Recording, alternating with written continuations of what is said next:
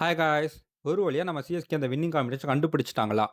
DC மேட்ச்ல நம்ம பண்ண அந்த 3 சேஞ்சஸுமே நல்ல சேஞ்சஸ் மாதிரி தான் தெரியுது.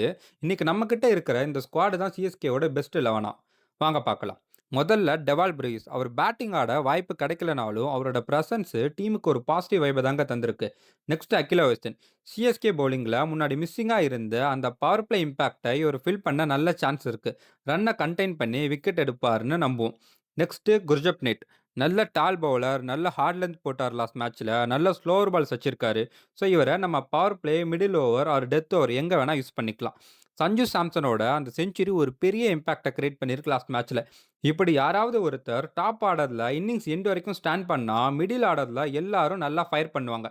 இப்போ இருக்கிற ஒரே கேள்வி, எம்எஸ் தோனி எப்போ வருவார்? அவர் வந்துட்டா சிஎஸ்கே பிளேயிங் லெவனை சேஞ்ச் பண்ணுவாங்களா? நீங்கள் என்ன நினைக்கிறீங்க?